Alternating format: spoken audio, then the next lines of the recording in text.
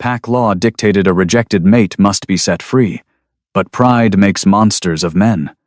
When the Silver Pines pack buried their disgraced Omega in the dark, they thought their secret was safe. They had no idea the Alpha King's elite guard was already breathing outside their walls. The cellar of the Silver Pines packhouse smelled of damp earth, rusted iron, and rotting hope. It was a sensory deprivation chamber designed to break a wolf's spirit, tucked far beneath the sprawling, luxurious estate where Alpha Derek held his lavish banquets. For 6 months, this had been Ainsley's entire world. She huddled in the darkest corner, her small, bruised body wrapped in a threadbare blanket that offered no protection against the biting chill of the concrete floor. A heavy, silver-laced chain connected her slender ankle to an iron ring in the wall, the toxic metal constantly burning her skin, suppressing her inner wolf until her beast was nothing more than a faint, whimpering echo in her mind. Ainsley Hayes had committed no crime against the pack. Her only offense was being born an Omega, and worse, being the fated mate of Alpha Derek Bradley. They had grown up together. Before his first shift, Derek had been kind, swearing to protect her from the harsh realities of their world. But power was a corrupting poison. When Derek assumed the Alpha title, his ambition eclipsed his humanity. He needed a strong, politically advantageous Luna to elevate Silver Pines from a mid-tier pack to a dominant force in the region. He did not need Ainsley, a gentle Omega whose only gifts were empathy and a nurturing soul. The memory of the rejection ceremony still played in her mind, a looping nightmare that refused to end.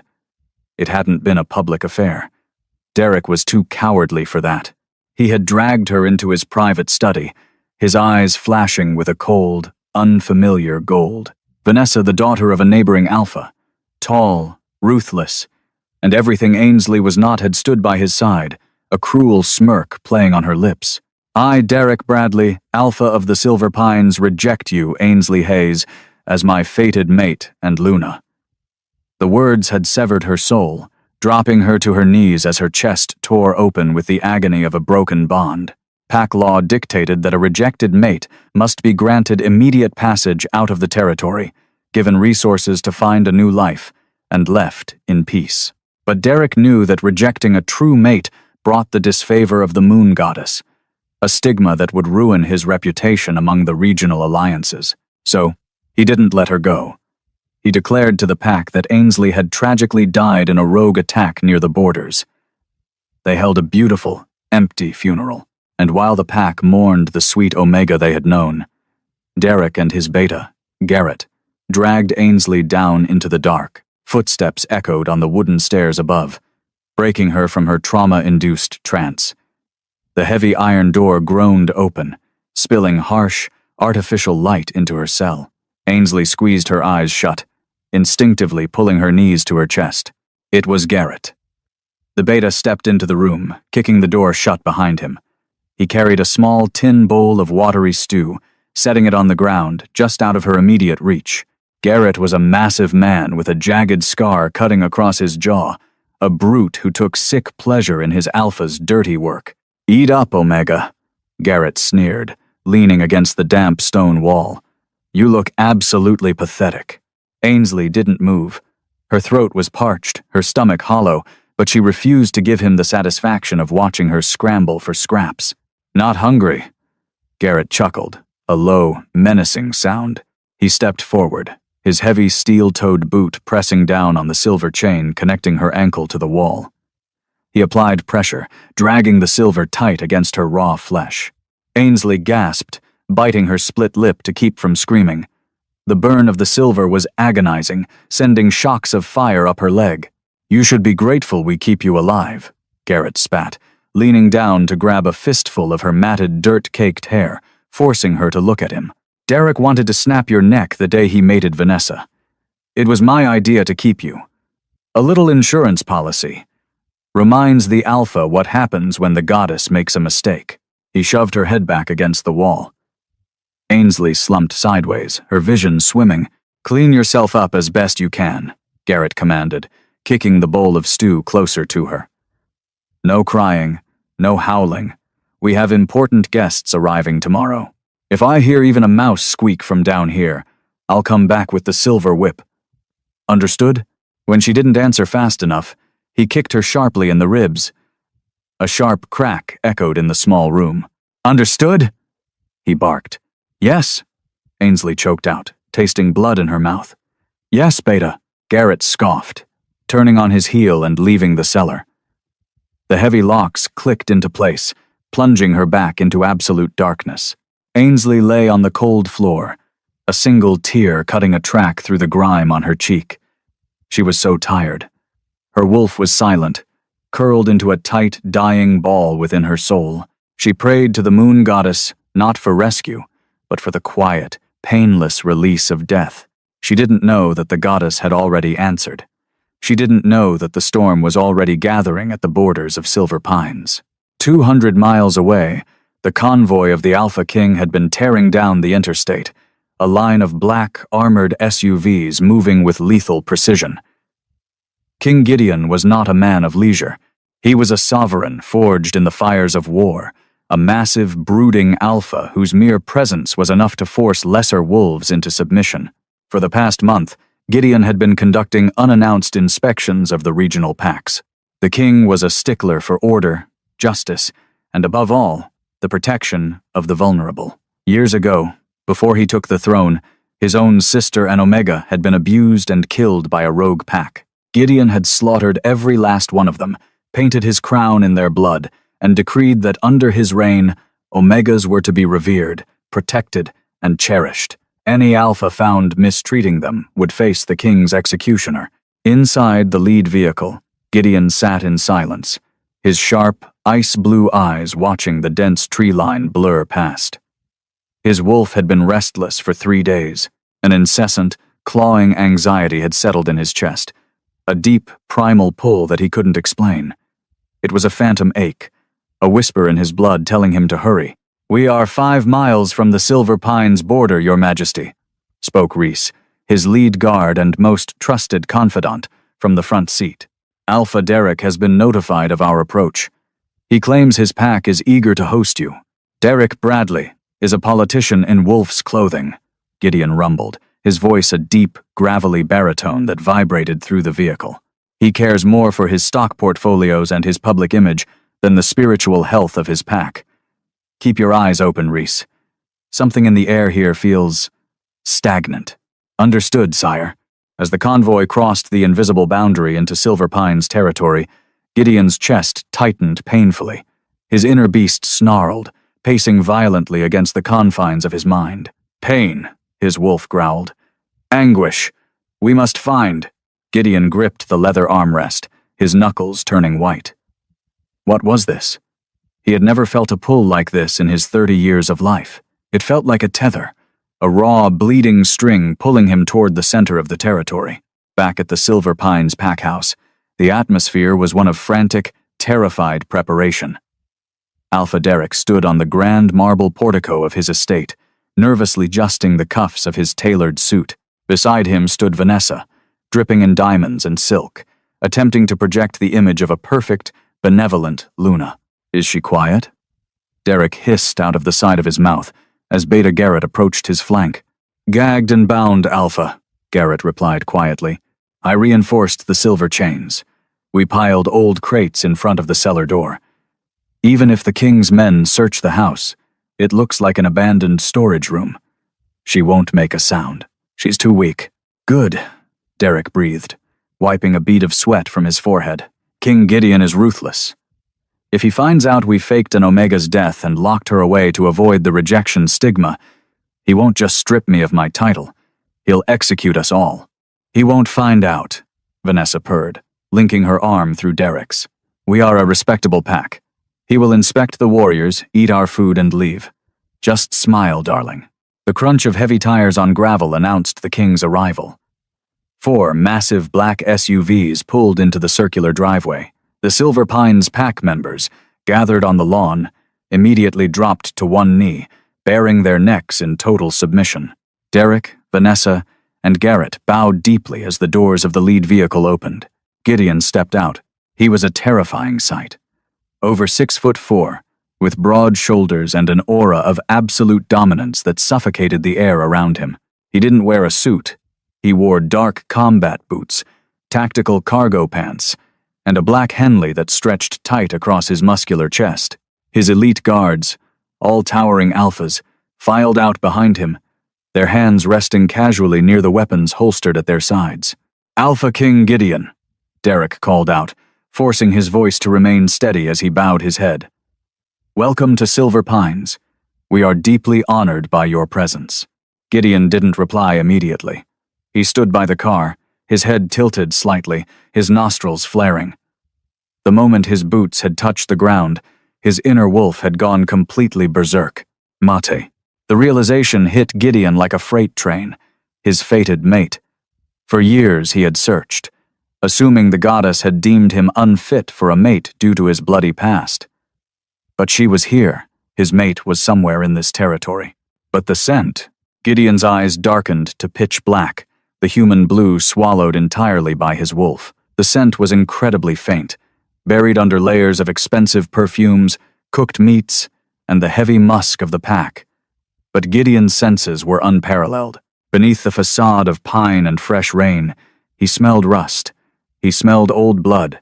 He smelled the unmistakable, heart-wrenching scent of a dying Omega. His mate was dying. Gideon's jaw clenched so hard his teeth threatened to crack. He locked his black, soulless eyes on Derek. The Silver Pines Alpha visibly flinched, taking a half-step back as the king's killing intent washed over the courtyard. "Alpha Derek," Gideon said, his voice dropping an octave, sounding more beast than man. "You have a beautiful home." "Thank you, my king," Derek stuttered, his bravado entirely vanishing under the king's terrifying gaze. Gideon didn't move toward the house. Instead, he casually raised 2 fingers in the air. Behind Derek, unnoticed by the terrified Silver Pines pack, the king's guards had already begun to move. They didn't walk up the front steps. They melted into the shadows. Finn, the king's lead tracker, had caught the subtle flare of his king's nostrils and instantly knew what was happening. Before Derek had even finished his greeting, Finn and 4 heavily armed guards were silently circling the perimeter of the estate, securing every exit, every window, and every blind spot. They were sealing the exits. "I look forward to touring your facilities," Gideon said smoothly, taking a slow, deliberate step up the stairs.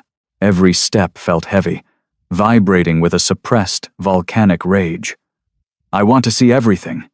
The barracks, the kitchens, and your cellars." Derek's blood ran cold. He shot a panicked look at Garrett, whose face had completely drained of color. "Of course, Your Majesty." Derek swallowed hard, forcing a fake, trembling smile. "Whatever you wish. But first, please, allow us to offer you a feast in the dining hall." "No," Gideon interrupted, stopping mere inches from Derek's face. The king leaned in, and the scent of the suffering Omega grew just a fraction stronger, tying a knot of pure, murderous fury in Gideon's stomach. "I think I'd like to start from the bottom up." "Lead the way, Alpha." Derek turned toward the house, his hands shaking. He had no idea that the moment King Gideon stepped onto his lawn, the Silver Pines pack had ceased to be a host. They had become prisoners, and the executioner was already inside their walls. The grand foyer of the Silver Pines pack house was a monument to excessive wealth. Vaulted ceilings showcased intricate frescoes, and a massive crystal chandelier cast a warm, inviting glow over the polished mahogany floors. To any visiting dignitary, it was the picture of a thriving, powerful pack. To King Gideon, it was a gilded cage stinking of deceit. "Can I offer you a bourbon, Your Majesty?" Derek asked, his voice overly bright, echoing slightly in the vast entryway. He gestured toward a lavish sitting room where a roaring fire crackled in the hearth. "We have a 20-year reserve from the Highland territories. Or perhaps some food after your long journey." My Luna, Vanessa, personally, oversaw the preparations. Vanessa offered a practiced, dazzling smile, dipping into a flawless curtsy. "It would be an absolute honor to serve you, King Gideon." Gideon didn't look at the bourbon, the fire, or the Luna. He stood entirely rigid in the center of the foyer, his massive frame perfectly still, save for the subtle flaring of his nostrils. The scent was stronger here inside the house. Beneath the overwhelming perfume Vanessa wore, Beneath the smell of expensive wood polish and roasting meat, there was a faint, metallic tang. It was the scent of old blood, fear, and something inherently sweet, wildflowers and summer rain that was slowly being suffocated by rot. His wolf was slamming against the bars of his ribcage, howling a singular, frantic demand. Mate. Find. Mate. Dying. I am not here to drink, Alpha Bradley. Gideon rumbled, his voice dropping to a low, dangerous frequency that caused the crystal droplets on the chandelier to vibrate. He turned his terrifying, ice-blue gaze onto Derek. I told you. I want a tour of your facilities, starting with the lower levels. Derek's throat bobbed as he swallowed hard. The lower levels, sire? There is nothing down there but old archives, boiler rooms, and seasonal storage. It's quite dusty and unbefitting for a king. Please, allow me to show you the armory. Lead the way to the cellars, Gideon interrupted, his tone leaving absolutely no room for negotiation. Now, a suffocating tension descended upon the room.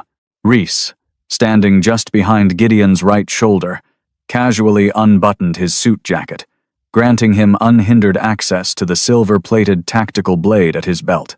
The rest of the King's Guard shifted their weight, their eyes locking onto the Silver Pines elites gathered in the hall. The silent threat was deafening. Sweat beaded on Derek's forehead. He shot a desperate, panicked look at his beta. Garrett stepped forward, attempting a respectful bow, though his broad shoulders were tense. Your Majesty, forgive my intrusion, Garrett said smoothly, stepping directly into the hallway that led to the basement stairs. But the eastern wing of the cellar recently suffered a severe pipe burst. There is structural damage and black mold. It is a severe health hazard. We wouldn't want to expose you or your men to such a toxic environment. Gideon slowly closed the distance between himself and the beta. At 6'4", Gideon had 1 inch and 50 pounds of pure muscle on Garrett. The king stopped mere inches away, his alpha aura rolling off him in crushing, suffocating waves of dominance. The air in the hallway grew physically heavy. Several younger Silver Pines wolves in the foyer gasped, dropping to their knees under the sheer, oppressive weight of the king's presence. Beta Garrett, is it? Gideon asked, his voice a soft, lethal whisper. Yes, sire. Garrett choked out, his knees buckling slightly under the pressure. If you do not step aside, Gideon stated, his eyes bleeding from blue to a bottomless, demonic black, I will tear your throat out with my bare teeth and let my guards use your ribs for toothpicks. Move.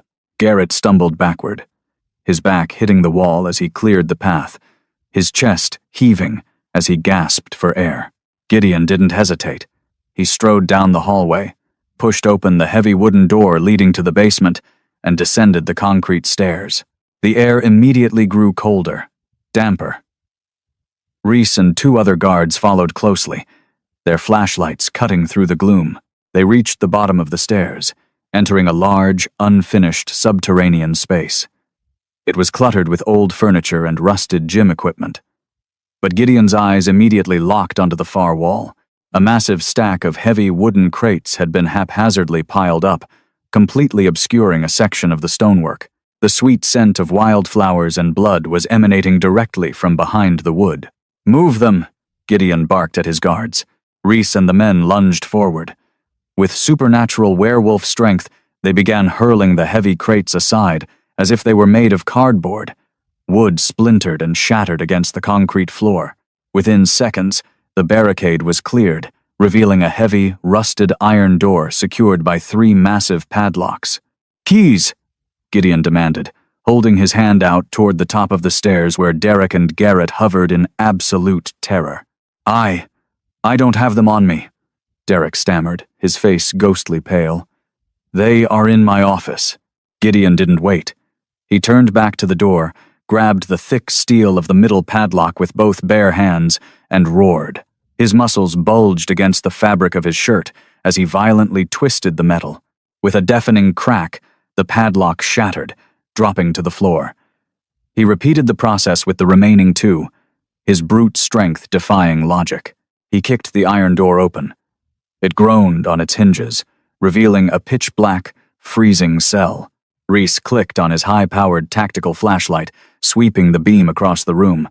The light illuminated damp stone walls, a rusted drain in the center of the floor, and finally, a tiny, crumpled figure chained in the furthest corner. Clafe.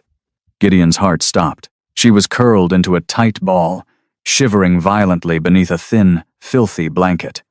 Her clothes were little more than rags, clinging to a frame that was dangerously emaciated, but it was the thick, heavy silver chain locked around her raw, bleeding ankle that sent a blinding, white-hot fury through Gideon's veins. The metal was literally burning into her skin, suppressing her wolf and slowly poisoning her bloodstream.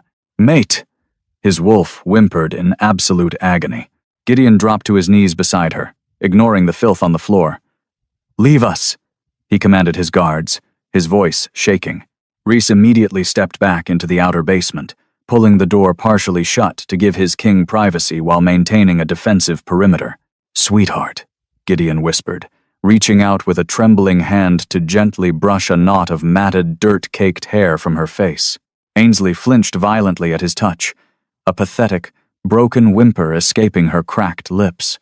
She was severely dehydrated, her skin pale and bruised. Slowly, she opened her eyes. They were a dull, lifeless green, clouded with fever and despair. She couldn't see the king of the werewolf realm in the shadows. She only saw a massive silhouette. Did Derek send you?" Ainsley rasped, her voice as brittle as dry leaves. Gideon's chest tightened painfully. "No, little one. I am not with Derek." Ainsley closed her eyes, a single tear leaking from the corner. "Please," she whispered, her voice barely audible. "I won't tell anyone, I promise. Just, please make it fast. The silver, the rejection. It hurts too much. Tell him I'm ready. Tell him he can finally kill me." The words hit Gideon with the force of a physical blow. The rejection. He knew the intelligence reports. Derek Bradley had recently mated Vanessa, claiming his fated mate, an Omega named Ainsley, had been tragically killed by rogues at the border. The realization washed over Gideon, bringing with it a rage so profound, so absolute, that the temperature in the room seemed to plummet. Derek hadn't lost his fated mate. He had rejected her. He had faked her death to avoid the political and spiritual fallout, and he had locked her in a dungeon with silver chains to slowly die out of sight. And this broken, tortured Omega was Gideon's fated mate. "No one is going to kill you," Gideon vowed, his voice a fierce, rumbling purr as he let his own soothing, dominant scent of pine and ozone wash over her, attempting to calm her panicked heart. "I am King Gideon, and I have found you." Ainsley was too weak to comprehend the words. She simply slipped out of consciousness, her head lulling against the damp stone. Gideon didn't bother looking for the key to the shackle. He gripped the thick silver chain with his bare hands. The toxic metal instantly hissed against his skin, burning his palms, but the pain was entirely eclipsed by the roaring inferno of his wrath. He pulled with everything he had, his inner beast lending him monstrous strength. The heavy iron ring bolted into the wall, ripped free in a shower of stone dust and debris. Carefully, reverently, Gideon gathered Ainsley into his massive arms. She weighed practically nothing. He stripped off his heavy black tactical jacket and wrapped it tightly around her shivering form, cocooning her against his broad chest. The moment her skin pressed against his, a jolt of pure electricity surged through the mate bond, causing Gideon's wolf to howl in protective triumph. He stood, kicking the iron door fully open.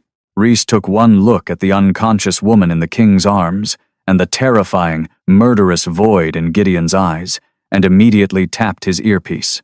"Code Black," Rhys whispered into his comms. "Secure the perimeter. No one leaves Silver Pines alive without the king's explicit order." Gideon carried Ainsley up the concrete stairs, his heavy boots sounding like the steady beat of an executioner's drum. Upstairs in the grand foyer, Derek had gathered the senior members of his pack, desperately hoping a show of numbers would intimidate the king, or at least delay whatever was happening in the basement. Vanessa stood at his side, her perfect smile replaced by a tight mask of anxiety. The basement door slammed open with enough force to crack the drywall. Gideon emerged from the shadows, bathed in the warm light of the crystal chandelier, carrying the bundle in his arms. The foyer fell dead silent. Everyone stared at the king, then down at the pale, bruised face resting against his shoulder. A collective, horrified gasp rippled through the Silver Pines pack. "Ainsley!" An older woman whispered from the back of the crowd, her hands flying to her mouth. "But she's dead. We buried her." Derek's face drained of all blood. He looked like a man staring at his own gravestone. "Your Majesty," Derek stammered, taking a desperate step forward, his voice cracking. "There has been a terrible misunderstanding. That woman is a rogue. She infiltrated our borders weeks ago, wearing the face of our lost Omega. It's dark magic, sire. We had to detain her for the safety of the pack." "Kneal." Gideon didn't yell. The word erupted from him as a pure wave of concentrated alpha command. The sheer concussive force of the king's power slammed into the room like a physical shockwave. Instantly, every single wolf in the foyer, over 30 elites, collapsed to the marble floor, their knees cracking against the stone, their faces pressed against the ground in absolute, involuntary submission. Derek hit the floor so hard his nose bled. Vanessa sobbed, unable to lift her head against the crushing weight of Gideon's aura. Only Gideon's guards remained standing, immune to their king's command. "You stood before the realm," Gideon spoke, his voice dangerously soft but echoing in the silence. "You claimed your fated mate was torn apart by rogues. You accepted condolences. You accepted gifts of mourning.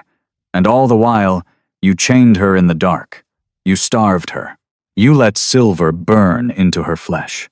Gideon took a slow step forward, his black eyes fixed on Derek's trembling form on the floor. "You did this to hide your cowardice. You rejected her for political gain, and rather than set her free, you buried her alive, so the moon goddess's shame would not tarnish your miserable reputation. She was weak!" Garrett suddenly roared, fighting through the oppressive aura to push himself onto his hands and knees. The beta's eyes were wild with desperation. She was an Omega. She would have ruined Silver Pines. Alpha Derek did what he had to do to make us strong. With a guttural snarl, Garrett forced his body to shift, his bones cracking as he rapidly transformed into a massive, heavily scarred brown wolf. He lunged directly at Gideon, jaws snapping toward the king's throat. Gideon didn't even flinch. He didn't drop Ainsley. He didn't break eye contact with Derek. Reese moved as a blur of lethal motion. The lead guard intercepted the massive brown wolf mid-air. Reese grabbed the beast by the scruff of its neck and its hind leg, twisting violently. A sickening crack echoed through the foyer as Garrett's spine snapped. The massive wolf hit the marble floor, completely paralyzed from the neck down, whimpering pitifully as he forcibly shifted back into his human form, a broken heap at the bottom of the stairs. "Clean that up," Gideon ordered Reese without looking at the paralyzed beta. "Yes, sire." Gideon returned his attention to Derek, who was now openly weeping on the floor. "Alpha Derek," Gideon said, stepping over Garrett's body to stand directly over the Silver Pines leader. "You tortured an innocent Omega, but worse, you tortured my fated mate." The words dropped like a bomb in the silent foyer. The pack members lying on the floor gasped in sheer, unadulterated terror. Derek's head snapped up, his eyes wide with a horror so profound it bordered on madness. "Your mate," Derek whispered, his voice failing him.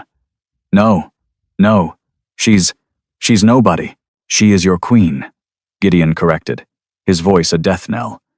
"And as of this exact moment, you are stripped of your title, your lands, and your freedom." Gideon focused his aura directly onto Derek. The invisible pressure intensified, isolating the Alpha. Derek screamed, clutching his chest as the pack bond, the spiritual tether connecting him to every wolf in Silver Pines, was forcibly severed by the king's absolute authority. It was an agonizing process, ripping his power away and leaving him a hollow, broken shell of a man. Vanessa shrieked, crawling away from Derek as if he were diseased, desperate to distance herself from a man marked for execution. "Reese," Gideon commanded, adjusting his grip on Ainsley, who remained safely unconscious against his chest, completely oblivious to the justice being rained down upon her tormentors. "Sire, arrest Derek Bradley and Vanessa. Throw them in the very cellar they used. Use the silver chains. Let them see how they like the dark." Gideon turned his back on the disgraced, sobbing former Alpha, his priority entirely shifting to the fragile life in his arms. "Summon Harrison, our chief medical officer, immediately. Tell him to prep the mobile ICU in the transport." "At once, King Gideon." Gideon walked out the massive double doors of the pack house, stepping out into the cool, fresh evening air. The storm clouds that had been gathering all afternoon finally broke, a gentle rain beginning to wash over the territory. Gideon looked down at the pale, battered face of his mate, brushing a thumb over her bruised cheek. "You are safe now, my queen," he whispered into the rain, his heart swearing a silent vow that the men who broke her would spend the rest of their short lives begging for a mercy they would never receive. "I have you, and no one will ever hurt you again." Ainsley blinked against the soft, warm sunlight streaming through the floor-to-ceiling windows. The rhythmic, steady beeping of a modern heart monitor grounded her in reality, a jarringly clinical sound. After months of listening to water dripping in a medieval dungeon, heavy Egyptian cotton sheets had replaced the damp concrete, and the air smelled distinctly of sterile alcohol, crisp pine, and ozone. She was in the Royal Medical Wing of the Cascade Mountain Territories, completely miles away from the nightmare of Silver Pines. A massive, warm hand enveloped her small, frail fingers. Ainsley turned her head slowly, her neck still stiff. Beside her bed sat King Gideon. He looked exhausted, his broad shoulders slumped slightly, dark circles bruising the skin beneath his ice-blue eyes. He hadn't left her side for 3 days. "You're awake," Gideon breathed, his voice a gravelly whisper filled with such profound reverence it made Ainsley's heart ache. He didn't loom over her. He leaned down, pressing his forehead against the back of her hand. "Thank the goddess." "Where?" Ainsley's voice was raspy, catching in her dry throat. Gideon immediately reached for a glass of water on the nightstand, guiding a straw to her lips. "You are safe. You are in my home. And I swear on my life, you will never see the inside of a cell again." As she drank, the door opened softly.